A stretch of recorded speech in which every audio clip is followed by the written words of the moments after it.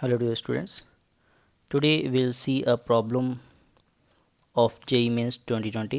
7 जनवरी के first shift का problem है ये प्रॉब्लम आपका पैराबोला पे बेस्ड है। इसमें आपको बोला गया y equals to mx plus 4 is a tangent to both the parabolas this and this, then b is equal to, b की वैल्यू आपको फाइंड आउट करनी। तो बच्चों बिफोर प्रोसीडिंग दिस प्रॉब्लम हम इस पैराबोला को मार्क करते हैं। This is our standard parabola, Y square is equal to 4ax type का पैराबोला है। और अगर y equals to 4 Y square equals to 4ax type का पैराबोला होता है तो equation of tangent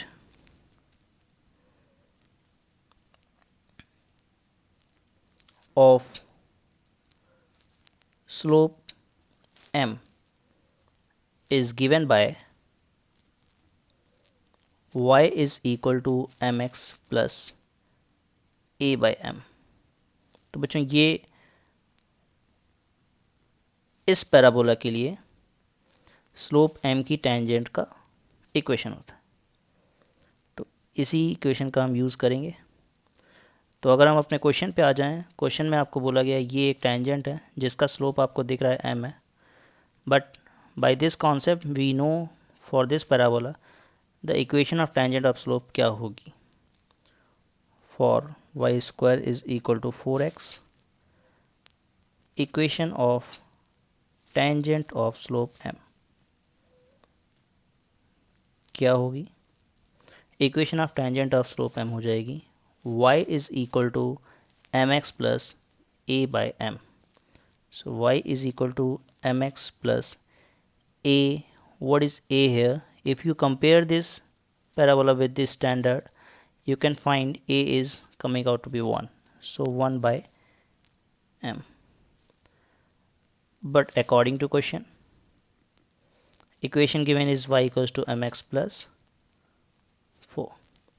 So what we can observe? We can observe that 4 is equal to 1 by m. So m is equal to 1 by 4. So m आपका 1/4 आ जाता है। m अगर 1/4 आ जाता है तो equation of given tangent becomes, equation of tangent is y is equal to mx means 1/4x plus 4, which is also a tangent to second parabola. Second parabola आपको दिया गया है X square is equal to 2by, which is also a tangent to X square equal to 2by। तो अब x square equal to 2by एक curve है जिस पे ये टेंजेंट है। तो व्हाट कैन आई से, अगर मैं इस इक्वेशन और इस इक्वेशन को सॉल्व करूं तो मुझे एक ही पॉइंट ऑफ इंटरसेक्शन आना चाहिए। सो लेट्स सॉल्व, इन दोनों को सॉल्व करते हैं। तो कैसे सॉल्व करेंगे, y की वैल्यू यहाँ से x/4 प्लस 4 है, यहाँ पुट कर देते हैं। So x square will be equals to 2b, y is x/4 plus 4। अब अगर आप पुट कर देते हो तो यहाँ से आपको दिख रहा है x प्लस 16/4 एक्स स्क्वायर, 2 से 4 कैंसिल हो जाएगा। After cancelling it you will be seeing 2x square minus bx minus 16b is equal to 0। अब बच्चों आप ऐसे समझो, x square equal to 2by जो पैराबोला होगा वो कुछ इस तरह का होगा।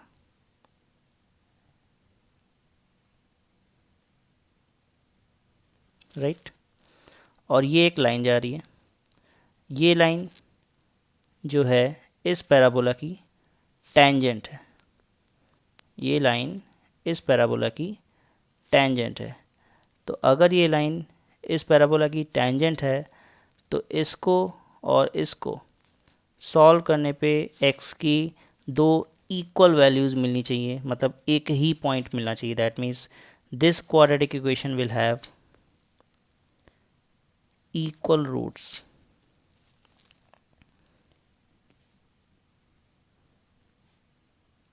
अगेन इक्वल रूट्स क्यों मिलने चाहिए? बिकॉज अगर कोई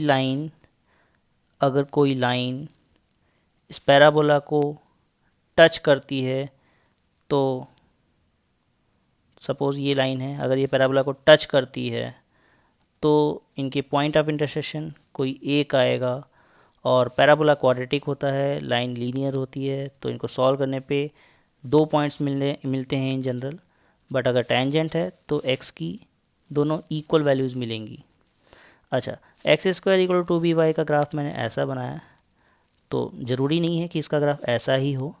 b कैन बी पॉजिटिव और negative also. If b is negative then it will be like this, if b is positive then graph will be like this. So it can depend upon the value of b.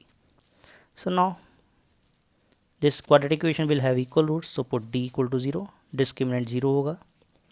तो अगर discriminant को हम 0 कर देंगे तो यहाँ से मुझे शायद b की वैल्यू मिल जाएगी। तो d will be equals to b² minus 4 a is 2 c is minus 16b. That should be equal to 0. So what we are getting b² minus 128, this will be plus minus minus plus equal to 0.